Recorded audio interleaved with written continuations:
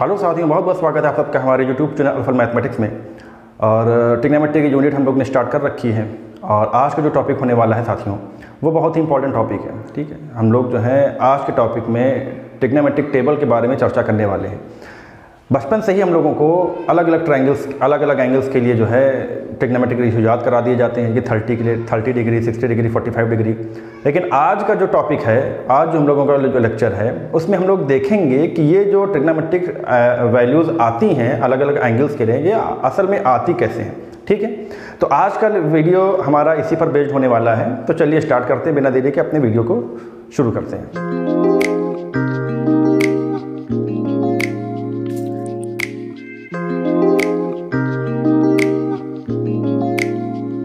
तो हमारा जो टॉपिक है आज का वो है trigonometric ratios for different angles. ठीक है, तो ट्रिग्नोमेट्रिक रेशियोज में हम लोग ने ट्रिग्नोमेट्रिक टेबल पढ़ रखी है। ठीक है, कि साइन 30 क्या होता है, 0 डिग्री क्या होता है, और 60 और 90 और 45 ये सब पढ़ रखा है। तो इनकी डायरेक्ट वैल्यूज़ हम लोगों को याद रहती हैं, लेकिन वास्तव में ये आती कहाँ से हैं, आज हम लोग इसके बारे में बात करेंगे। तो सबसे पहले हम लोग निकालने वाले हैं आज values for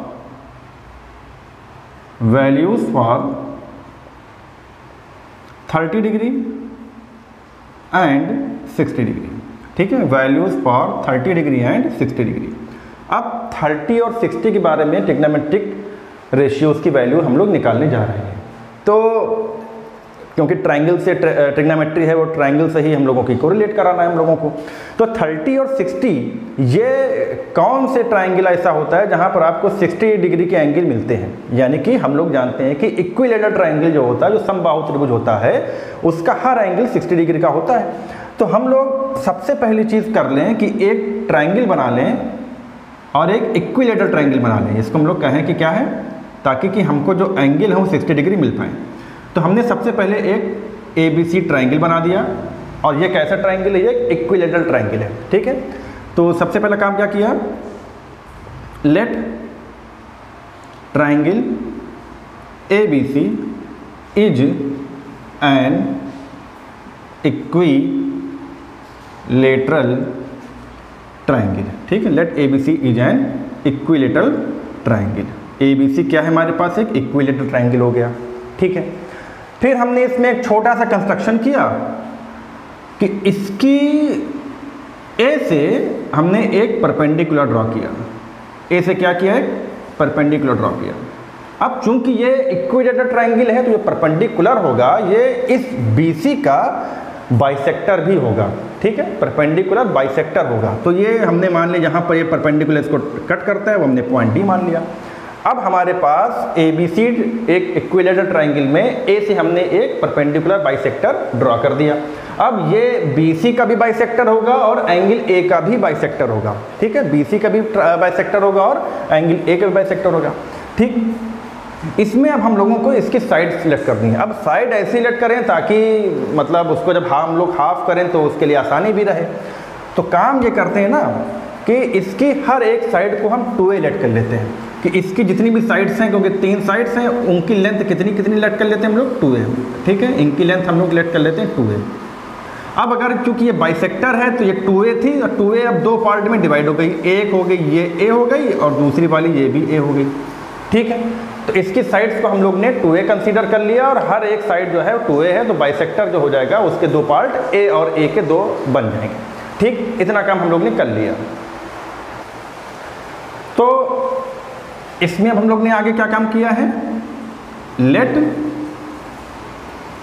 each side of triangle ABC is 2a। ठीक, इतना काम हम लोग ने कर लिया। अब इसके एंगल भी मेंशन कर लेते हैं। जितने भी एंगल होंगे वो 60 के होंगे। तो ये एंगल हमारे पास 60 का हो जाएगा और ये एंगल भी 60 डिग्री का हो जाएगा।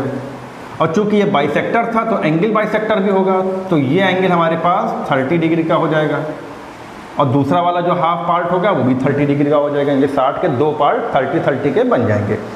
अब हम लोग थोड़ा सा पीछे चलते हैं अपने पुराने लेक्चर्स पर, और उसमें हम लोग ने ट्रिग्नोमेट्रिक रेशियोज़ के बारे में बात करी थी कि साइन कॉस टैन किन एंगल्स के और किन ट्रायंगल के साइड्स के बीच में आपस में रिलेशन देते हैं। तो हम लोग ने देखा था कि जो साइन होता था, यानी कि साइन थीटा जो होता था वो होता था perpendicular upon hypotenuse, perpendicular upon hypotenuse, ठीक है। कॉस थीटा जो होता था वो क्या होता था, बेस अपॉन हाइपोटेनस होता था, बेस अपॉन हाइपोटेनस होता था। और जो टैन थीटा होता था वो होता था perpendicular upon base, perpendicular upon base. ये तीन बातें हम लोग पहले के लेक्चर्स में सीख चुके हैं, ठीक, साइन थीटा, कॉस थीटा और टैन थीटा। अब बात करते हैं हम लोग अपने किसी एक ट्रायंगल को ले लेते हैं। देखिए इस ट्रायंगल को ले रहे हैं, ट्रायंगल ए बी डी। ऐसा क्यों कर रहे हैं, क्योंकि देखिए कि ये एक राइट एंगल ट्रायंगल बन रहा है और इसके हमको एंगल से भी पता है, इसकी साइड से भी पता है।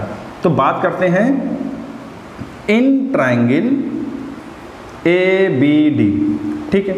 अब in triangle A B D में हमको निकालना है, अगर 60 निकालना है तो ले लेते हैं angle B.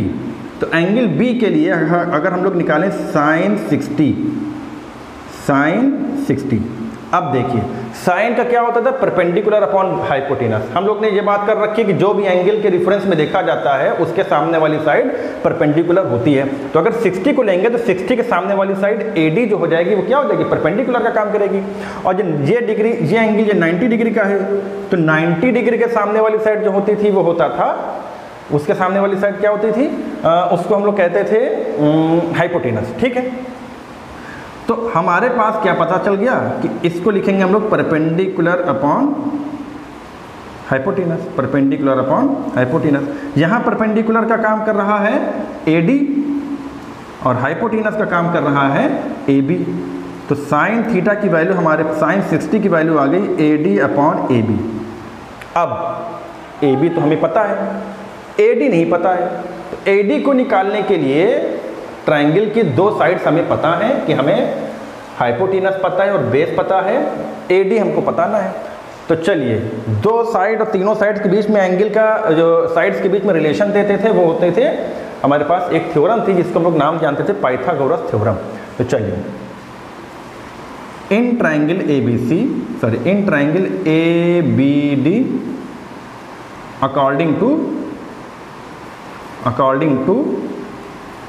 Pythagoras theorem, Pythagoras theorem, according to Pythagoras theorem. अब पाइथागोरस थ्योरम क्या कहती है कि हाइपोटेनस का स्क्वायर यानी कि AB का square is equal to perpendicular का स्क्वायर यानी कि AD का स्क्वायर और प्लस बेस का स्क्वायर यानी कि BD का स्क्वायर, ठीक है। AD square plus BD square हम लोग ने कर दिया।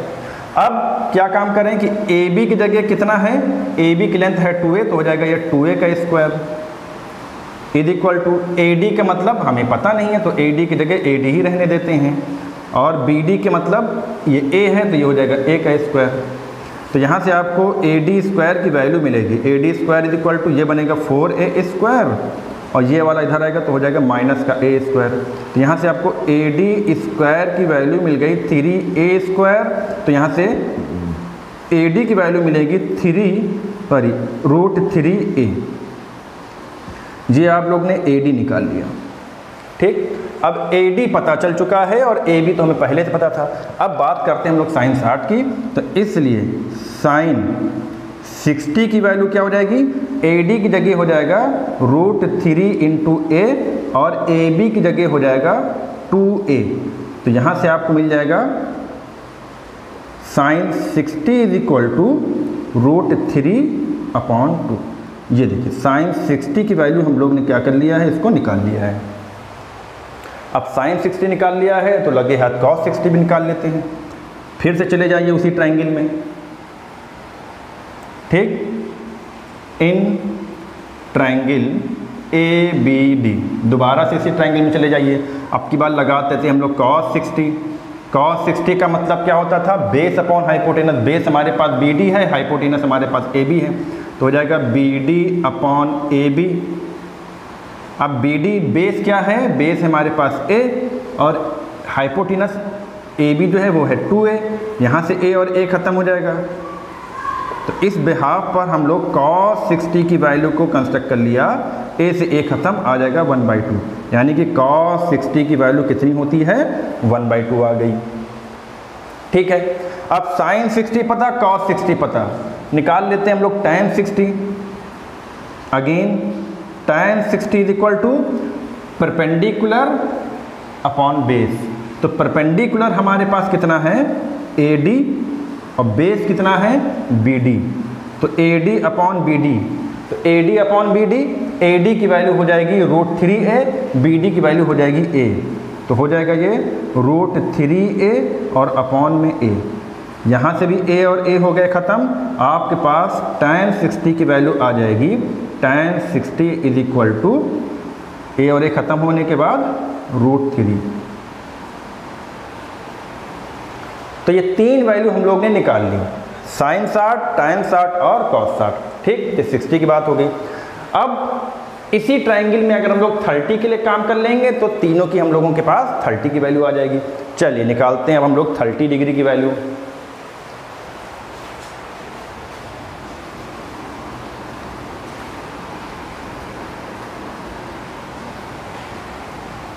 अब की बार इन ट्रायंगल ABD, अब इस ट्रायंगल ABD में अब की बार हम लोग 30 के रेफरेंस में देखने जा रहे हैं। तो वही बात हो गई कि जिस एंगल के रेफरेंस में देखेंगे उसके सामने वाली साइड परपेंडिकुलर का काम करेगी। तो अगर 30 के लिए देखेंगे तो 30 के लिए के सामने वाली साइड जो BD है ये परपेंडिकुलर का काम करेगी। तो सबसे पहले निकालने जा रहे हैं हम लोग sin 30। तो sin 30 की वैल्यू क्या होती है, परपेंडिकुलर अपॉन हाइपोटेनस। अब इस sin 30 के लिए जो परपेंडिकुलर होगा वो BD होगा, हाइपोटेनस के में कोई चेंजिंग नहीं, AB रहेगा। तो हो जाएगा ये BD और अपॉन AB, ये हो गया sin 30। ठीक है, तो यहाँ से मिलेगा आपको sin 30 is equal to BD की जगह हम लोग रख सकते हैं A और AB की जगह रख सकते हैं हम लोग 2A।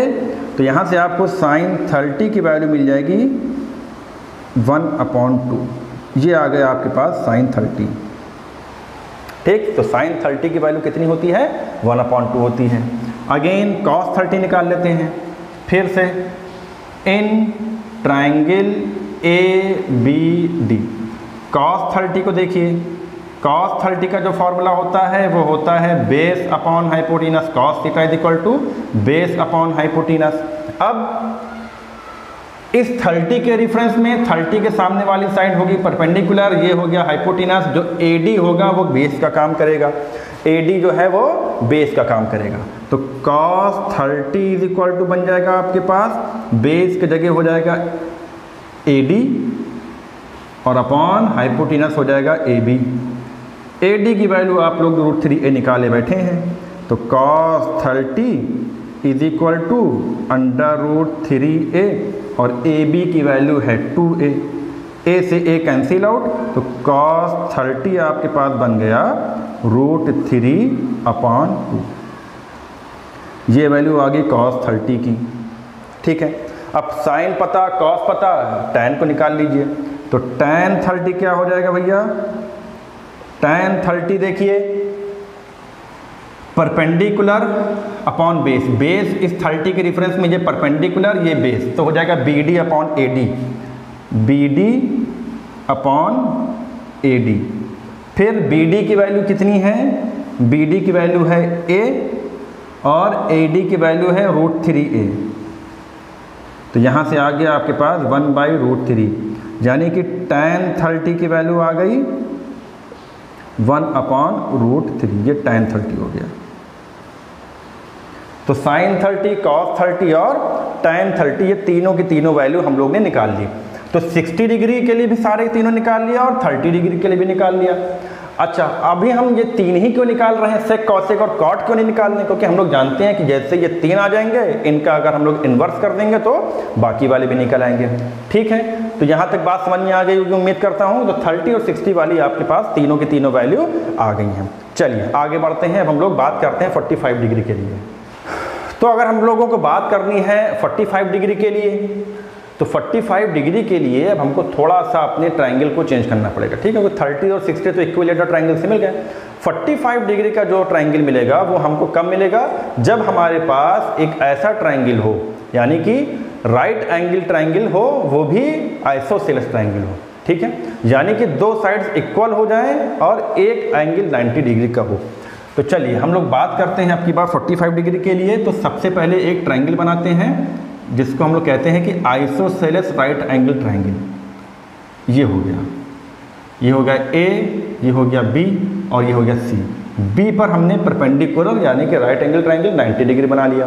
अब लिख लेते हैं इसके बारे में, इसके क्या स्पेसिफिकेशन है। Let triangle A B C is an isosceles right angle triangle. Isosceles right angle triangle. ABC क्या है हमारे पास, एक आइसोसेलेस राइट एंगल ट्रायंगल है। आइसोसेलेस कहने से क्या फायदा हुआ कि इसकी जो परपेंडिकुलर और जो बेस है वो दोनों की लेंथ आपस में इक्वल होंगी, यानी कि यहाँ पर क्या होगा कि जो AB होगा वो BC के इक्वल होगा, that is AB is equal to BC, और एंगल B जो है वो 90 डिग्री का है। अब अगर ध्यान दें कि अगर ये दोनों साइड्स आपस में इक्वल हैं तो इनके एंगल भी आपस में क्या होंगे, इनके एंगल भी इक्वल होंगे। अगर साइड्स इक्वल हैं तो उनके एंगल भी इक्वल होते हैं, ठीक है। अब अगर एक 90 का है, एक 90 का है और ये दोनों एंगल सेम है, अगर एक 90 का है और दो एंगल आपस में इक्वल हैं तो हम लोग समझ जाएंगे कि बाकी के दोनों एंगल कितने कितने के होंगे, बाकी के दोनों एंगल 45 के होंगे। क्यों भाई, क्योंकि हम लोग जानते हैं कि तीनों एंगल्स का सम 180 होता है। एंगल ए और प्लस एंगल सी ये 180 होता है। तो एंगल ए और प्लस एंगल सी की वैल्यू जो आएगी, अगर 90 को उधर भेज दें तो हो जाएगा 90 डिग्री, 180 में से सब्ट्रैक्ट हो जाएगा। और ये दोनों आपस में सेम है तो एंगल ए और प्लस का angle A is equal to 90 degree, तो हो जाएगा 2 times of angle A is equal to 90 degree, that is angle A की वैल्यू कितनी हो जाएगी, 45 डिग्री। अब अगर जितना एंगल ए होगा, अगर ये 45 है तो एंगल ए भी 45 होगा। ये दोनों के एंगल कितने हो गए, 45 के हो गए। फिर वही बात कि अगर हमको दोनों साइड्स इक्वल हैं तो दोनों की लेंथ भी इक्वल होंगी। तो अगर दोनों की लेंथ हमने मान लिया, ये मान लिया हमने इसको 2a, इसको कितना नाम दे दिया, ये 2a हो गई, या इसको ए ही रहने दिया क्योंकि बाइसेक्टर का यहाँ तो कोई काम है नहीं। इसको हमने a नाम दे दिया और इसको भी a नाम दे दिया, ये a हो गई और ये हो गई। तो AC कितनी हो जाएगी, अब अगर दो साइड सेम हैं और AC इसका मतलब हाइपोटेनस कितना हो जाएगा, तो according to Pythagoras theorem, according to Pythagoras theorem, Pythagoras theorem, तो पाइथागोरस थ्योरम के according AC square is equal to AB square और प्लस BC स्क्वायर। AB का मतलब A स्क्वायर, BC का मतलब भी A हो गया तो ये भी A स्क्वायर, तो AC square is equal to 2A square हो गया। यहाँ से आपको AC की वैल्यू मिल जाएगी √2 इंटू A, ये AC आ गया, ठीक। AC हम लोग ने निकाल लिया, यानी कि ये जो इसका हाइपोटेनस है इसकी लेंथ कितनी हो जाएगी, √2A। अगर ये और ये A की हैं तो हाइपोटेनस √2A हो जाएगा। चलिए, तो ये सारी चीज़ें हम लोग ने क्लियर कर ली। तो अब बात करते हैं हम लोग 45 डिग्री की, तो निकालते हैं। तो देखिए साइन 45 डिग्री यानी कि साइन सी निकाल रहे हैं ना, जैसे हम लोग इसको कह लें साइन सी। तो sine C is equal to क्या हो जाएगा, साइन की परपेंडिकुलर अपॉन हाइपोटेनस। तो C इसके सामने AB परपेंडिकुलर हो जाएगा, AC हाइपोटेनस हो जाएगा।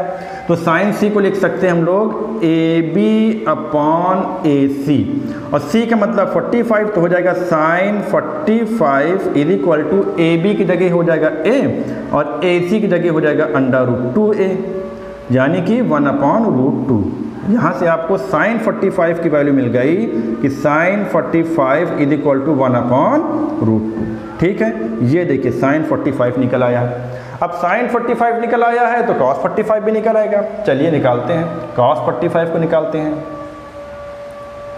तो फिर से ट्राइंगल ABC में, इन ट्राइंगल ABC कॉस 45 की वैल्यू क्या हो जाएगी भैया, देखिए कॉस के लिए अब हम लोग फिर इसी में देखिए यही 45 है तो इसी में लगा लेते हैं।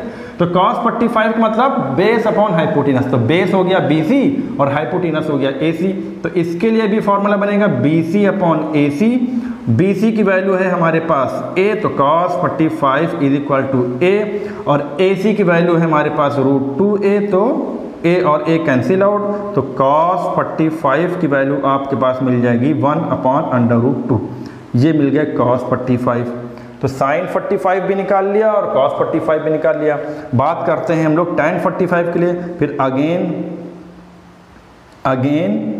इन ट्राइंगल ABC, दोबारा से आ जाइए ट्राइंगल ABC में, यहाँ पर लगा दीजिए आपकी बात tan C यानी कि tan 45। तो tan 45 अगर हम लोग इस 45 को ले रहे हैं तो परपेंडिकुलर अपॉन बेस यानी कि AB अपॉन BC, तो tan 45 is equal to AB की जगह भी A आ जाएगा और BC की जगह भी A आ जाएगा, तो कैंसिल आउट हो गए। तो यहाँ से मिला आपको tan 45 इज इक्वल टू 1, ये आपके पास मिल गई tan 45 की वैल्यू। तो देखिए ये sin 45 1/√2, cos 45 1/√2, tan 45 की वैल्यू आ गई 1। ठीक, तो यहाँ पर हम लोगों ने 45 डिग्री के लिए भी तीनों ट्रिग्नोमेट्रिक रेशियोज को sin, cos और tan को हम लोग ने ड्राइव कर लिया। ठीक, तो इस तरीके से हम लोग 45 की वैल्यू की भी निकाल सकते हैं। चलिए आगे बढ़ते हैं। अब बात करनी है हम लोगों को 0 डिग्री के लिए और 90 डिग्री के लिए। ठीक है, चलिए आगे बढ़ते हैं। तो अब हम लोग बात करने वाले हैं values for 0 degree and 90 degree, values for 0 degree and 90 degree. चलिए इसके लिए थोड़ा सा हम लोगों को अपने कॉमन सेंस का यूज करना है। 0 डिग्री और 90 डिग्री को निकालने के लिए क्या करना है हमको, थोड़ा सा अपने कॉमन सेंस को यूज करना है। चलिए देखिए कहाँ पर क्या यूज करना है। तो हम लोग ने क्योंकि 90 डिग्री को निकालना है तो एक 90 डिग्री बनाता हुआ एक एंगल हम लोग ले लेते हैं। ठीक है, जैसे एक हमने राइट एंगल ट्रायंगल ले लिया, ये हो गया, ये हो गया A, ये हो गया B, ये हो गया C, और ये एंगल हमने कह दिया थीटा। पहले हम लोग बात करने वाले हैं 0 डिग्री के लिए। ठीक है, 0 डिग्री के लिए देखिए क्या क्या कंडीशंस बन सकती हैं। अगर हम लोग कहें कि ये एंगल जो थीटा है ये 0 हो जाए, थीटा क्या हो जाए, 0 हो जाए, यानी कि if theta tends to 0 degree, अगर ये थीटा 0 डिग्री होने वाला है तो क्या फर्क पड़ेगा। देखिए 0 कैसे होगा, जैसे मान लिया कि ये एंगल है, ठीक, ये थीटा है, इसको हम लोग थोड़ा छोटा करते चले जा रहे हैं, एंगल को क्या कर रहे हैं, छोटा कर रहे हैं, और छोटा कर दिया, ठीक है, और छोटा कर दिया। तो इस एंगल को जैसे जैसे हम लोग छोटा करते जाएंगे वैसे वैसे क्या होता जाएगा, ये वैल्यू थीटा की छोटी होती जाएगी, और इतना छोटा कर देना, इतना छोटा कर देना कि थीटा की वैल्यू क्या हो जाए, 0 हो जाए। यानी कि अगर हम लोग इस थीटा को छोटा करते रहेंगे, छोटा करते रहेंगे, छोटा करते रहेंगे, तो देखिए ये जो वैल्यू है ना, ये जो हाइपोटेनस है ये नीचे आता जाएगा, ये नीचे आता जाएगा, नीचे आता जाएगा, और क्या हो जाएगा कि ये एक टाइम जब थीटा की वैल्यू 0 हो जाएगी तो ये जो AC है ये BC के ऊपर पूरा का पूरा क्या हो जाएगा, पूरा पूरा लेट जाएगा जाके, यानी कि जो AC है वो BC को क्या कर लेगा, ओवरटेक कर लेगा, ठीक है, कोइंसाइड कर देगा। तो इस बिहाफ पर हम ये कह सकते हैं कि जब थीटा की वैल्यू 0 हो जाएगी तो जो AC हो जाएगा वही BC हो जाएगा, यानी जब थीटा की वैल्यू 0 कर देंगे तो ये AC आता जाएगा, आता जाएगा, आता जाएगा, और क्या हो जाएगा कि जो AC है वो A का पॉइंट जो है वो B पर आ जाएगा, ठीक, यानी कि जितना AC रहेगा उतना BC हो जाएगा। और इससे दूसरा एक नुकसान क्या होगा, अगर ये A नीचे आते आते थीटा छोटा होता जाए और A नीचे आता जाए और B पर आकर के बैठ जाएगा तो ये जो AB लेंथ है ये खत्म हो जाएगी, यानी कि थीटा की वैल्यू जब 0 की तरफ टेंड्स करेगी तो AC की वैल्यू BC के करीब करीब इक्वल हो जाएगी, और जो AB है वो खत्म हो जाएगी, यानी कि AB की लेंथ 0 हो जाएगी। तो इस बिहाफ पर हम कहेंगे अगर थीटा की वैल्यू जो है 0 की तरफ टेंड्स करे तो AC और BC आपस में इक्वल हो जाएंगे, एंड AB जो हो जाएगा वो 0 हो जाएगा, AC और BC आपस में इक्वल, और AB जो है वो 0 हो जाएगा। ठीक, उम्मीद करते हैं ये बात आपको समझ में आई होगी। तो बस यही कॉन्सेप्ट इसमें अप्लाई करना है। अब आप चलते हैं हम लोग साइन थीटा की वैल्यू देखते हैं। तो साइन थीटा का मतलब होता है परपेंडिकुलर अपॉन हाइपोटेनस। परपेंडिकुलर है यहाँ पर ए बी और हाइपोटेनस है यहाँ पर ए सी। ठीक है, हाइपोटेनस क्या है, ए सी। अब हम लोगों को इसको अप्लाई करना है, इस कंडीशन को, थीटा जो है जीरो तरफ जा रहा है। तो अगर साइन जीरो की वैल्यू हम लोग निकालेंगे तो उस कंडीशन में क्या होगा कि उस कंडीशन में जो ए बी होगा वो जीरो हो जाएगा। उस कंडीशन में ए बी क्या होगा, जीरो हो जाएगा, और अपॉन में ए सी लिखा ही है, और जीरो अपॉन ए को समथिंग यानी कि जीरो, यानी कि यहाँ से आपके पास साइन 0 डिग्री की वैल्यू मिल जाएगी 0। पहली कंडीशन आ गई। फिर निकालते हैं हम लोग, अगर cos थीटा निकालें तो cos थीटा का फॉर्मूला होता है बेस अपॉन हाइपोटेनस। बेस है यहाँ पर BC और हाइपोटेनस है यहाँ पर AC, तो BC अपॉन AC हो गए। और देखिए अगर यही cos 0 यानी कि थीटा की वैल्यू अगर 0 कर दी जाएगी तो उस कंडीशन में जो BC होगा वो AC के इक्वल हो जाएगा। तो BC की जगह हम लोग AC लिख सकते हैं, और AC अपॉन AC इसकी वैल्यू 1 आ जाएगी, यानी कि cos 0 डिग्री की वैल्यू कितनी आ जाएगी, 1 आ जाएगी। ठीक, और फिर तीसरी कंडीशन tan के लिए देख लेते हैं हम लोग। ठीक है, तीसरी कंडीशन tan के लिए देखते हैं। अगर हम लोग निकालें tan थीटा तो tan थीटा की वैल्यू क्या होगी, परपेंडिकुलर अपॉन बेस, यानी कि AB अपॉन BC। फिर वही बात आ गई कि अगर tan 0 के लिए निकालेंगे, थीटा की वैल्यू अगर 0 कर दी जाए तो जो AB होगा वो 0 हो जाएगा, तो हो जाएगा 0 अपॉन BC। तो tan 0 अपॉन समथिंग यानी कि tan 0 की वैल्यू भी कितनी आ जाएगी, 0 आ जाएगी। tan 0 की वैल्यू आ जाएगी 0। तो इस तरीके से sin 0 की वैल्यू 0, cos 0 की वैल्यू 1 और tan 0 की वैल्यू 0 होती है। ठीक है, तो ये तो हम लोग ने तब किया जब थीटा की वैल्यू कितनी छोटी कर दिया ताकि वो 0 हो जाए। अगर हमको इसी को 90 डिग्री बनाना हो, क्या बनाना हो, अगर 90 डिग्री बनाना हो, जब 90 डिग्री बनाना होगा तो इसी तरीके से हमको यहाँ पर कुछ और कंसीडर करने होंगे। ठीक, अब की बार जो थीटा को हम लोग 0 की तरफ ले जा रहे थे, थीटा को कहाँ ले जाना पड़ेगा, 90 डिग्री निकालने के लिए 90 डिग्री की तरफ ले जाना पड़ेगा।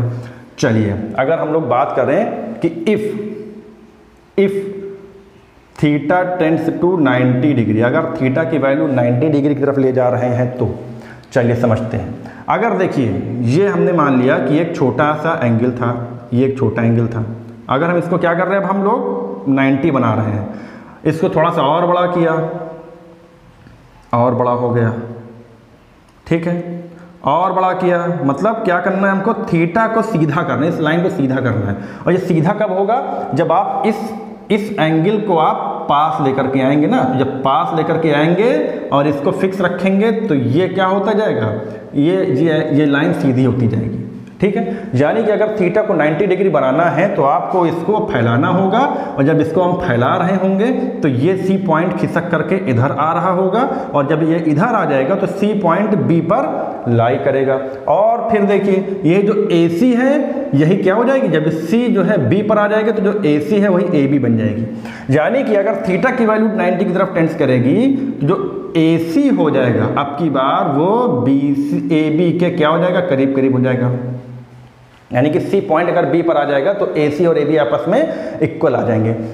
इससे नुकसान क्या होगा, अगर सी पॉइंट बी पर पहुंच जाएगा तो जो सी बी है ये डिस्टेंस खत्म हो जाएगी। अगर हम लोग सी को खिसकाते लाएं बी पर ले आए तो जो सी बी है ये क्या हो जाएगी, कम होते होते होते होते 0 हो जाएगी। यानी कि इस कंडीशन में जो बी सी की वैल्यू हो जाएगी वो 0 हो जाएगी। अब निकाल लेते हैं हम लोग साइन 90, यानी कि साइन थीटा की वैल्यू क्या होगी, A B upon A C according to formula.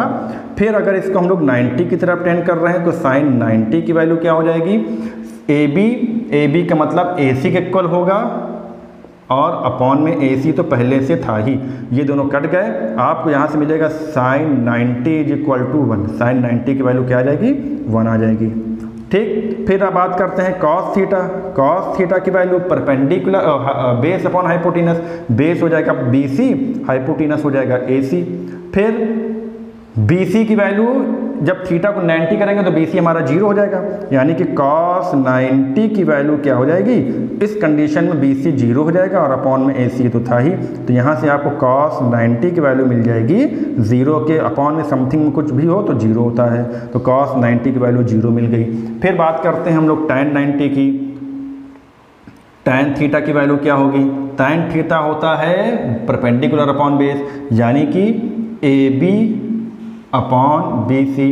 फिर थीटा को अगर हम लोग 90 की तरफ टेंस कराएं तो tan 90 की वैल्यू 90 के लिए जो AB होगा वो तो AB बस बना रहेगा, ठीक है, लेकिन जो BC होगा वो 0 हो जाता है, तो अपॉन में 0 आ गया। और हम लोग जानते हैं कि डिनोमिनेटर में अगर 0 होता है तो वो जो वैल्यू हो जाती है वो इन्फिनाइट की तरफ टेंस कर जाती है, यानी कि tan 90 की वैल्यू जो आ जाएगी वो क्या आ जाएगी, इनफाइनाइट आ जाएगी।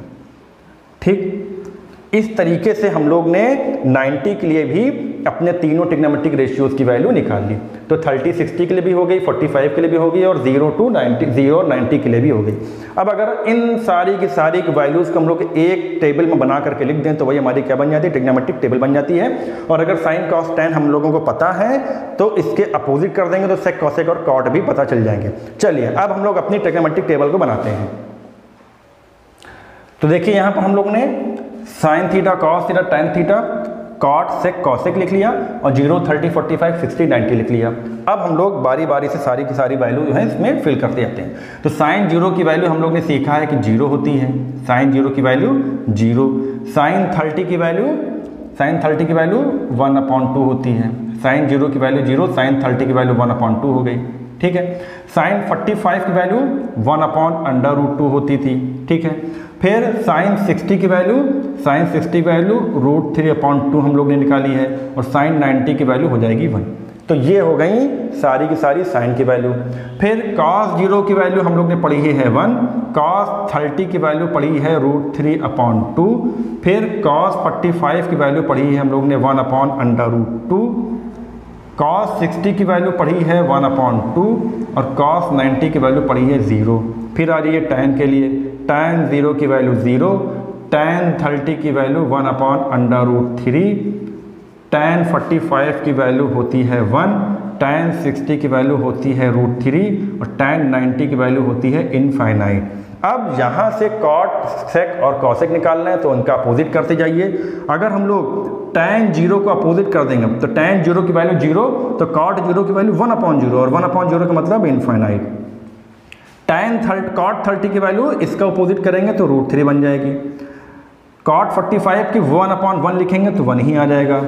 cot 60 की वैल्यू को √3 को अगर अपोजिट करेंगे, अपॉन करेंगे तो 1/√3 बन जाएगा और 1/∞ करेंगे तो 0 बन जाएगा। फिर सेक निकालिए तो cos वाली वैल्यू को उल्टा करते जाइए, तो सेक थीटा के मतलब cos थीटा को जब हम लोग 1 को उल्टा करेंगे तो 1 आ जाएगा। फिर √3/2 को करेंगे तो ये 2/√3 आ जाएगा, ठीक है। फिर 1/√2 को उल्टा करेंगे तो √2 आ जाएगा। फिर 60 को करेंगे तो यहाँ से 2 आ जाएगा और 90 को करेंगे तो 1/0 का मतलब इनफाइनाइट आ जाएगा। फिर तीसरा कॉसेक के लिए हम लोग अब साइन वाली वैल्यू को उल्टी करते जाएंगे, अपोजिट कर दीजिए इसका। तो 0 का जब हम लोग इन्वर्स करेंगे 1 करेंगे तो 1/0 का मतलब इनफाइनाइट आ जाएगा। फिर 1/2 का करेंगे तो 2 आ जाएगा, फिर √2 आ जाएगा, ठीक है। √3/2 का 2/√3 हो जाएगा और फिर 1 का 1 आ जाएगा, ठीक है। तो इस तरीके से हम लोग अपनी ट्रिग्नोमेट्रिक टेबल को बना सकते हैं, कंस्ट्रक्ट कर सकते हैं। तो आज के लेक्चर में हम लोग ने सीखा कि कैसे ये वैल्यूज आती हैं और इनको कैसे हम लोग मैनेज कर सकते हैं, ठीक है। अगले लेक्चर में हम लोग इस पर चर्चा करेंगे, जब वैल्यू आपकी 90 से आगे पहुंच जाए तो फिर हम लोग उनको कैसे हैंडल करना है, उसके लिए कुछ और भी टॉपिक्स हैं, उनको हम लोग कवर करने के बाद फिर आगे की वैल्यूज़ के लिए कन्फर्म करेंगे। तो साथियों आज के लेक्चर को हम लोग यहीं पर समाप्त करते हैं। अगर आपको लेक्चर अच्छा लगा हो तो एक लाइक का बटन दबा दीजिएगा और अपने साथियों के साथ इस वीडियो को शेयर कर दीजिए और अगर आप चैनल पर नए हैं तो इस चैनल को सब्सक्राइब कर लीजिए। Thank you very much.